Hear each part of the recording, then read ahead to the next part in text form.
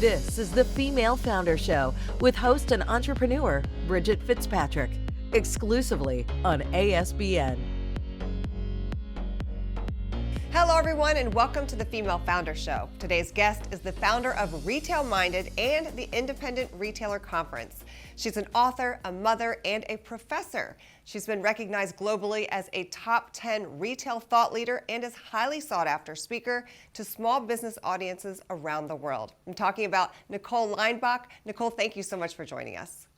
Thanks for having me. I'm looking forward to it. Yes, this will be fun. Now you were in the corporate world and you made the transition, the big leap into starting your own company. So can you start there and tell us how you started your business?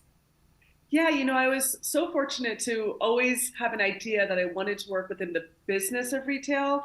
And so I studied that in college and very aggressively pursued a career that took me to companies that included Adidas America, Franco Sarto Footwear, and I held some fantastic roles on national levels and local levels. But long story short, I also knew that what I was learning along that path, I should say, is I wanted to bring it into my own business that both gave me time to be flexible for myself and my family, but also to give back to small businesses, because that was always a passion of mine. Yeah, so many people get into their own businesses for those very reasons. How did you find that transition to be from corporate to your own business? It was definitely an adjustment. I mean, the first thing to think about is budget. Can you afford to do it? And, I was fortunate to be able to do that. But that's also when I was approached by where I went to college to become an instructor. And so it did offset at the time those first few years where you're just building back what your expectation of income might be. So that was always nice. And I'm still a professor there 17 years later. And, that was certainly just an opportunity to redefine my daily life and how I would plan both my professional world and personal world and balance being an entrepreneur along the way. Nice, nice. Now, you're an expert in retail, specifically retail technology, which is hugely important post-COVID. So can you talk to us about RetailMinded and how you're helping small businesses with that? Yes, one of the great things about technology in general is that it brings clarity that the human touch and the human eye alone simply cannot do to all types of businesses. But when we look at retail specifically, there's moving inventory, there's logistics of delivery. Certainly during COVID, we all as consumers had a more familiar understanding of that because of delays of shipments, and across the world, things are being shipped, right? So inventory is managed by technology, but more than just inventory, you have social media, you have email connectivity to your customers. So technology is really a huge driver of commerce, both brick and mortar as well as online. So RetailMinded supports a variety of businesses in mostly content and education. So I say that news, education, and support is what defines RetailMinded. And our audience is primarily small business owners, but our clients are primarily technology companies and a variety of other companies. Okay, cool, great. Now, what advice would you give to those women who might be thinking about starting a business? Such a great question, because the first and foremost thing I would say is go for it. But I would also say do your research, take the time to bring clarity to yourself and what you both want to deliver and can offer and how you're going to do that. The competition is tough out there, and as much as we want to put forth our best efforts, sometimes we are also not recognizing the challenges of the marketplace. So look for the competition of who might be your competition and understand them so that you can both compete as well as learn from them and maybe offer something different. My unique role is pretty niche, but I will tell you there's others like me. And over the years, we've become advocates and supporters of each other, but that also comes with time and respect. So certainly look out for what the competition is, what you can uniquely offer in this business you might create, and then identify a strategy for 3 months, 6 months, 12 months, and even 5 years ahead so that you have a strong understanding of what you have to meet in order to reach those goals. Great advice there. Now, you're a mother of 4 and extremely busy, so how have you balanced the demands of entrepreneurship with other aspects of your life, such as family?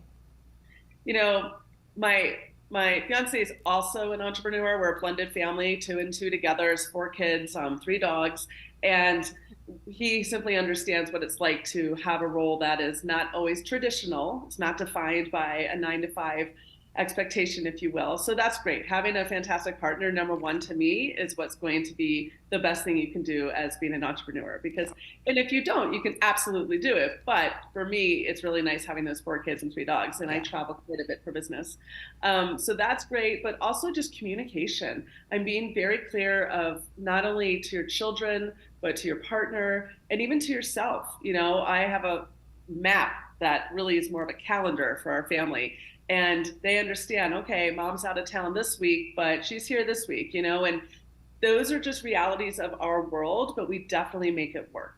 And I will tell you, I even recently just brought my 14-year-old daughter on a business trip, and she joined me on stage. And, you know, so sometimes our out of the ordinary experiences can benefit our kiddos in other ways as well. They're learning. Definitely. Yeah, the support is so important from your spouse or significant other. So I'm glad you brought that up. And speaking of the family balance and your daughter, you recently wrote a book with your daughter, Shadow Siblings. So can you talk to us about the book and what the process was like working with your daughter?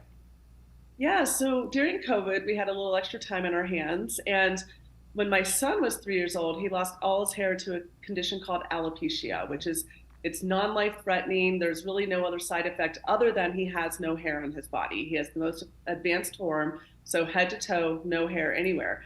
And my daughter, along the way, I was able to observe, held a really unique role in being a sibling to someone with special needs, attention, or simply a circumstance that they got a lot of attention. And there's other kids out there like that. So together we wrote this book called Shadow Siblings, and she has since spoke at schools and camps and even via Zooms to organizations about what it's like to be a sibling to someone in that position. And it's just been such a great experience to both work on the book and talk about marketing and business and margin and markup and the realities of operating. It's not just sell a book, make money. There's a lot of steps to get there, right? Yeah. So she was excited about the message, but she was also excited about the business. Oh, that's great. And the message is helping other people. So you're teaching her at a young age that you can be rewarded financially and be helping people at the same time. That's huge.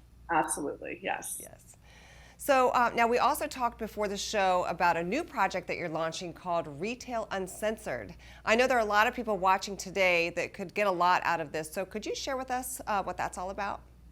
Absolutely. You know, one of the things over my expansive career, you know, I'm 20 plus years within the retail category, is learning, right? I've learned so much and I want to give back. And so a buddy of mine within the industry, his name's John Lawson, and myself together are launching Retail Uncensored, where it's more or less a coaching program. It's sort of like a 6-week summer school, if you will, that keeps continuously growing. As you pass 6 weeks, you have the opportunity to do another 6 weeks to elevate. And what we're doing is we're teaching the business of retail. Because nowadays you can want to start a small business within the retail sector and have no idea where to go. Of course, there's Amazon and Etsy or a brick and mortar store. But what does that really mean? We talk about the technology you need. We talk about the integration of technology that you need, payment category, the responsibilities, even the I hate to say it, the ways not to get scammed when sourcing inventory. You know, there's a lot of things that we've learned over the years and we've seen people go through their own struggles. So we're just bringing a lot of clarity with actionable steps so that they can apply it to their businesses and hopefully build their own business that makes them happy. Yeah. Now, would this help people, whether it's brick and mortar or e-commerce, all types of retail? That's great. Exactly. Yes, because it's really the retail operations behind the scenes. And a lot of the base of that goes either direction, and then we'll have advanced experiences that are more specific. Okay. And when does this launch? April 1st, 2023. Okay. So it's coming here soon. Very soon. Good. Well, congratulations on that. Thank you. In your free time, if you have any, after all of this, you've created the first sexual wellness trade show that kicks off in July. Talk to us about that. Yeah, I'm really excited about this because one of the other things that I define myself as a retail geek, and that means I look at a lot of data. And one of the things that data keeps telling us is that the category of sexual wellness is growing. It's becoming more mainstream. You can go to your local Walgreens, Sephora, Target, and buy various items within what would be considered sexual wellness. And so with that, I started to go to a lot of trade shows and various experiences that I didn't feel really defined the category as best as they could. They really push themselves into different sectors, whether it's adult novelty or maybe it's what's considered alternative lifestyle, but nobody narrowed in on the wellness of our sexual health. And so that includes everything from reproduction to, lotions, lubricants, health, wellness. Of course, there is the conversation that, pleasure products will be there, but it is everything that falls into this. And we're doing so with an elevated approach so that it really supports consumers, but beginning on that B2B side, so business to business trade show. That's cool. That's cool. And you have experience hosting conferences and trade shows before, since you're the founder of the Independent Retailer Conference. Can you talk to us about that, and who would benefit from going to that conference?